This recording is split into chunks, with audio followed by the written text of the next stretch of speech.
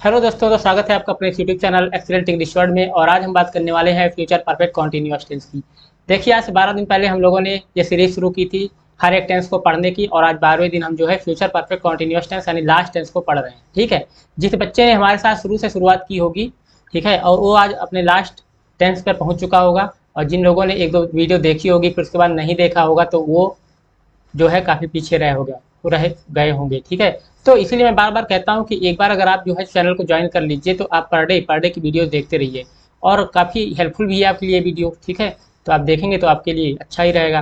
तो आइए शुरू करते हैं इस वाली वीडियो को। और लास्ट टेंस आज हम पढ़ने वाले हैं फ्यूचर परफेक्ट कॉन्टिन्यूअस टेंस। ठीक है, तो देखिए, परफेक्ट का मतलब होता है कोई काम कंप्लीट हो जाना, फ्यूचर का मतलब होता है भविष्यकाल में। ठीक है, भविष्यकाल में कोई काम कंप्लीट हो जाना और जारी भी रहना। यानी एक ऐसा टेंस ये बताता है कि कोई काम आने वाले समय में कुछ काम तो कंप्लीट हो चुका होगा और फिर भी काम हो रहा होगा। ठीक है, जैसा हमने पास्ट परफेक्ट में पढ़ा था, पास्ट परफेक्ट कॉन्टिन्यूस में पढ़ा था कि कुछ काम हो चुका था फिर भी काम चल रहा था, वैसे प्रेजेंट परफेक्ट कॉन्टिन्यूस में पढ़ा था कि कुछ काम हो चुका है फिर भी काम जारी है। वैसे ही फ्यूचर कॉन्टिन्यूस में भी होगा कि कुछ काम हो चुका होगा फिर भी कार्य जारी रहेगा। तो जैसे यहाँ पर क्या बताया गया है कि इन वाक्यों के अंत में रहा होगा, रही होगी, रहे होंगे आदि वर्ड्स आते हैं तथा समय दिया रहता है। देखिए, अगर केवल रहा होगा, रही होगी, रहे होंगे रहेगा तो फ्यूचर का कॉन्टिन्यूस रहेगा, लेकिन केवल उसी में समय चिपका दिया जाएगा, समय दे दिया जाएगा, तो वो आपका बन जाएगा फ्यूचर परफेक्ट कॉन्टिन्यूअस टेंस का वाक्य। ठीक है, जैसे हम 2 घंटे से मूवी देख रहे होंगे, तो अगर 2 घंटा ना लिखा हो, केवल लिखा हो हम मूवी देख रहे होंगे, तो हमारा होगा प्रेजेंट फ्यूचर कॉन्टिन्यूअस। लेकिन कह रहा है 2 घंटे से मूवी देख रहे होंगे, तो हो जाएगा फ्यूचर परफेक्ट कॉन्टिन्यूअस। वैसे वे 3 महीनों से अंग्रेजी सीख रहे होंगे, तो अगर 3 महीने ना दिया हो, केवल ये हो कि वे अंग्रेजी सीख रहे होंगे, तो ये हो जाएगा आपका फ्यूचर कॉन्टिन्यूअस। लेकिन अगर वो 3 महीने से अंग्रेजी सीख रहे होंगे तो फ्यूचर परफेक्ट कॉन्टिन्यूअस बन जाएगा। ठीक है, तो आइए देखते हैं। और वैसे यहाँ पर लास्ट वाला है कि क्या तुम कल सुबह से कपड़े धो रहे होगे, ये भी हो ये आपका फ्यूचर परफेक्ट कॉन्टिन्यूएशन का वाक्य है। तो आइए देखते हैं कि किस तरीके से हम ऐसे सेंटेंसेस को बना सकते हैं, कैसे इनका अनुवाद हम कर सकते हैं। तो फाइनली मैंने क्या बताया आपको कि वाक्य के अंत में रहा होगा, रही होगी, रहे होंगे आएगा और समय दिया रहा होगा। क्या पता लगेगा कि फ्यूचर यानी कि भविष्य में कुछ काम कंप्लीट हो चुका होगा फिर भी काम जारी रहेगा। जैसे मैं 2 घंटे से अंग्रेजी पढ़ रहा होऊंगा कल। ठीक है, तो चलिए शुरू करते हैं अपना ये अफर्मेटिव सेंटेंस का। देखिए यहाँ पर स्ट्रक्चर दे रखा है। तो फ्यूचर परफेक्ट कॉन्टिन्यूअस, तो फ्यूचर परफेक्ट बनता है will subject plus will S L plus have से, और कॉन्टिन्यूस बनाने के लिए हमने इसमें जोड़ा बीन प्लस वर्ब की आईएनजी फॉर्म। तो हो गया subject plus will S L plus have plus been plus verb की आईएनजी फॉर्म प्लस ऑब्जेक्ट, और समय बताने के लिए हमने यहाँ पर यूज किया सिंस फॉर प्लस टाइम का।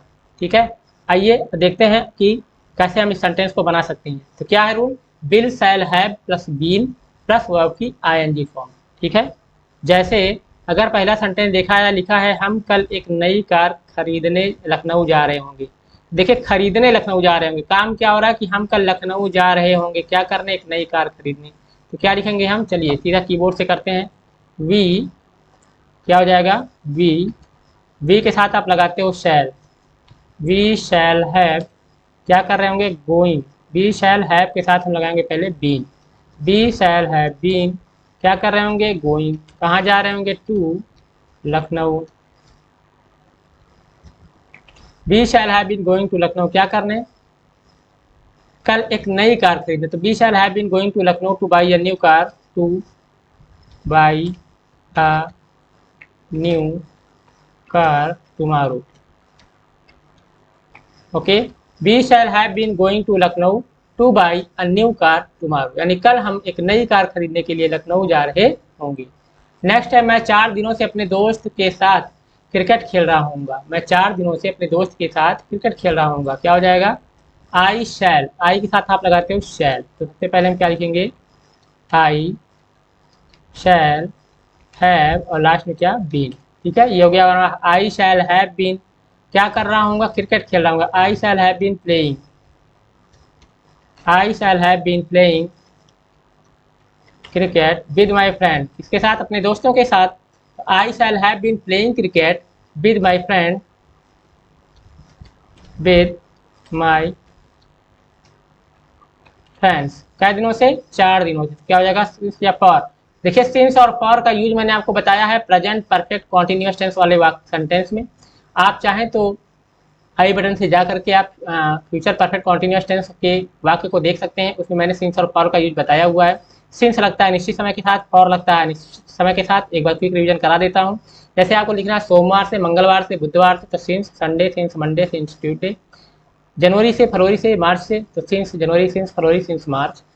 अगर ईयर का नाम है 2005 से 2026 से, सिंस 2025 2026। लेकिन अगर कह रहा है 2 दिन से, तो फॉर 2 डेज, 2 महीने से, तो फॉर 2 मंथ, 2 साल से, फॉर 2 ईयर्स। ठीक है, इस तरीके से हम करते हैं। और सुबह से, दोपहर से, शाम से, सिंस मॉर्निंग, सिंस इवनिंग का यूज किया जाता है। ठीक है, तो कंप्लीट अच्छे से जानने के लिए इसके बारे में आप जाके देखिए जाओ, future perfect, present perfect continuous tense के सेंटेंस को जाके देख लीजिएगा। चलिए आगे करते हैं। I shall have been playing cricket with my friends 4 दिनों से, फॉर लग जाएगा यहाँ पर for 4 days, 4 days, for 4 days. ठीक है, चलिए नेक्स्ट सेंटेंस देखते हैं। हम लोग 2 घंटे से आपस में बातें कर रहे होंगे। तो क्या कर रहे होंगे? हम लोग आपस में बातें कर रहे होंगे 2 घंटे से। सबसे पहले बनाएंगे हम लोग आपस में बातें कर रहे होंगे, क्या हो जाएगा? बी, बी के साथ लगाते हैं शैल, उसके साथ आएगा have been talking, we shall have been talking to one other, one other है ना, टू अनदर। तो we shall have been talking to one another, one another, we are talking to one another. हम लोग आपस में, each other होता है 2 लोगों के बीच में, और 2 से अधिक के बीच में हो जाता है वन अनदर। चाहे 2, अब यहाँ पर हम ईच अदर लिखते तब भी सही रहेगा, वन अनदर लिखते तब भी सही रहेगा, क्योंकि 2 लोग के बीच में ईच अदर होता है तो वो भी प्लूरल होता है, और 2 लोगों से अधिक के बीच में वन अनदर होता है, वो भी प्लूरल होता है। तो अब चाहे आप ईच अदर लगा दो, चाहे वन अदर लगा दो, क्योंकि लोगों की संख्या का पता नहीं है। तो we shall have been talking to one another, हम लोग 2 घंटे से आपस में, सबसे for 2 hour, one another for 2 hours. ठीक है, we shall have been talking to one another for 2 hours. ठीक है, ठीक है।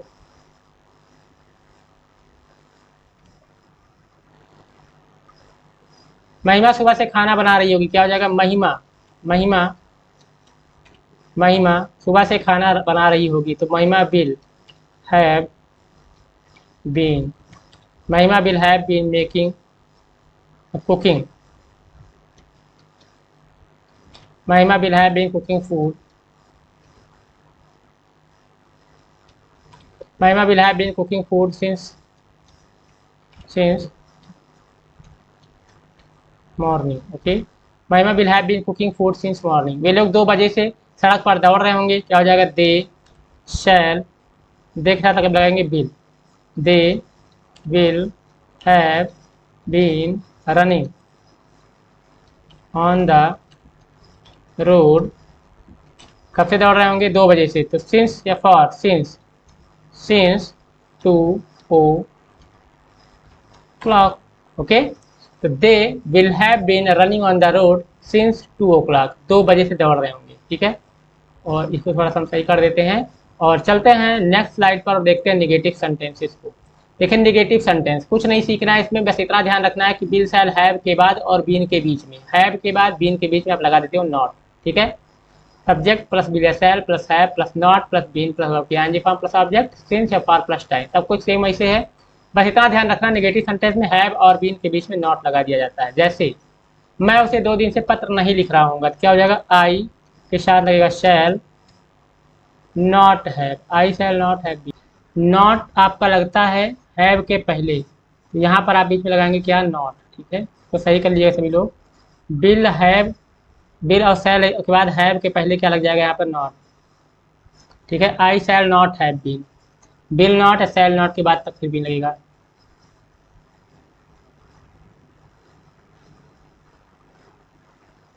तो I shall not have been, क्या हो जाएगा? I shall not. इसको सही कर लीजिएगा सभी लोग। ये नॉट यहाँ पर गलत पोजीशन में लिख दी है, नॉट लगेगा शैल, बिल या शैल के बाद, उसके बाद आएगा तब हैव तब बीन। जैसे मैं उसे 2 दिन से पत्र नहीं लिख रहा हूँ, तो I shall not, I shall not have been, I shall not. चलिए अब देखते हैं इसे हम कैसे कर सकते हैं। इसे एक चीज आपको ध्यान रखना है कि विल शैल के बाद नॉट आएगा, तब हैव आएगा, तब बीन आएगा। मैं उसे 2 दिन से पत्र नहीं लिख रहा हूँगा, क्या हो जाएगा मेरे दोस्त? I shall not have been. I shall not have been writing a letter to him. मैं उसे 2 दिन से पत्र नहीं लिख रहा हूँ। I shall not have been writing a letter to him for 2 days. For 2 days. Okay, next sentence पे चलते हैं। मेरा भी 2 घंटे तक क्रिकेट नहीं खेलता रहेगा। भी नहीं है बेटा, इसको सही कर लीजिएगा। मेरा भाई है, यहाँ है मेरा भाई। ठीक है, मेरा भाई 2 घंटे तक क्रिकेट नहीं खेलता रहेगा। तो my brother will not have been playing cricket. My brother will not have been playing cricket for 2 hours. For 2 hours. ठीक है, कोई कंफ्यूजन नहीं होनी चाहिए। हम सुबह से नदी में नहीं तैर रहे होंगे। सबसे पहले हम नहीं तैर रहे होंगे, क्या हो जाएगा? We shall not have been swimming in the river. We shall not have been swimming in the river. कब से? सुबह से। तो क्या हो जाएगा? सिंस। सुबह के लिए since morning. Okay, next sentence पे चलते हैं। राहुल 2025 तक इस विद्यालय में नहीं पढ़ रहा होगा। तो क्या हो जाएगा? Rahul will not have been studying in this college.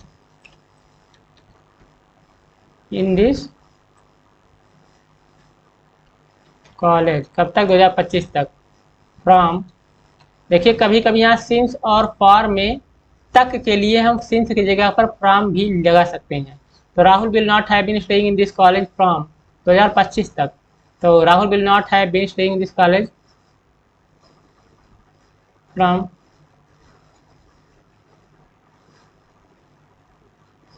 Till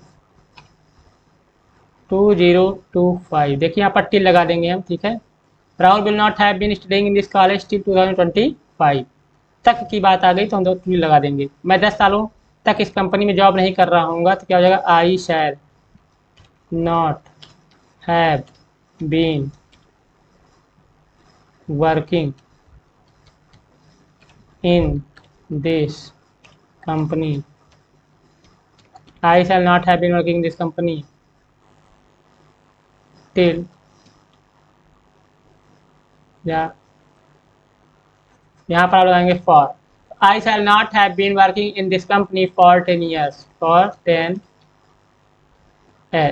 ठीक है, अनिश्चित समय है तो आपने यहाँ पर क्या लगा दिया? फॉर। मैं 10 सालों तक इस कंपनी में जॉब नहीं कर रहा हूँ। I shall not have been working in this company for 10 years. ठीक है, और लास्ट चलते हैं हमारा interrogative sentence.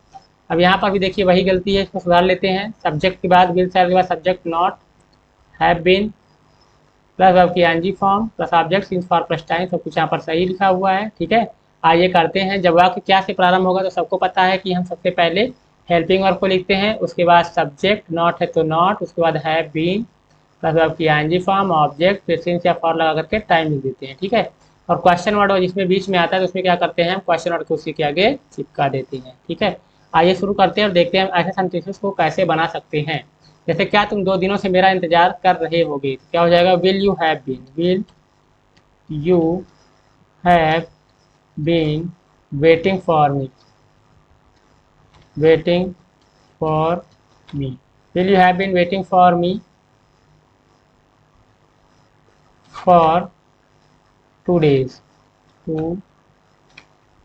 Okay, will you have been waiting for me for 2 days। क्या मोहित सोमवार से रेलगाड़ी से यात्रा कर रहा होगा? Will Mohit have been travelling by train.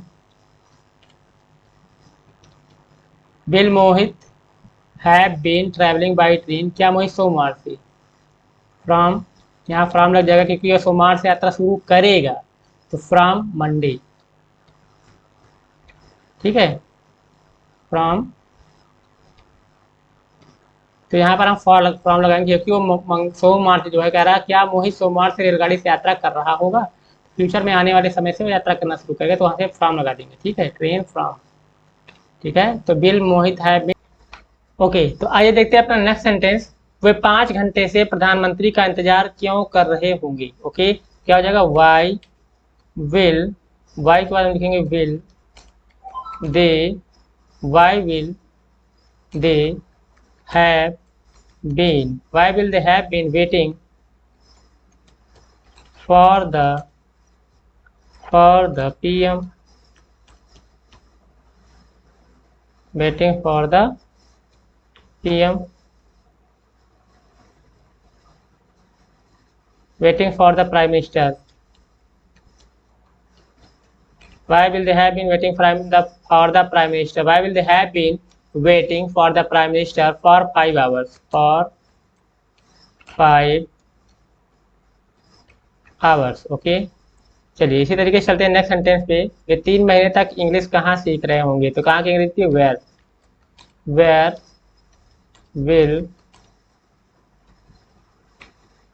will they have been, where will they have been, तो where will they have been learning English, where will they have been learning English 3 महीने तक, for the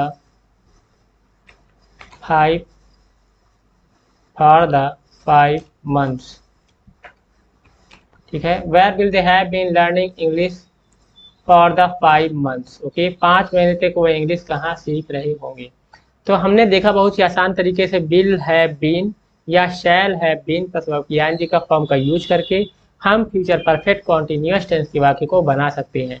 वीडियो अच्छी लगी है तो like करें, subscribe करें हमारे चैनल को ऐसे ही वीडियोस को देखने के लिए। ओके, तो मिलते हैं नेक्स्ट वीडियो में। Thanks for watching.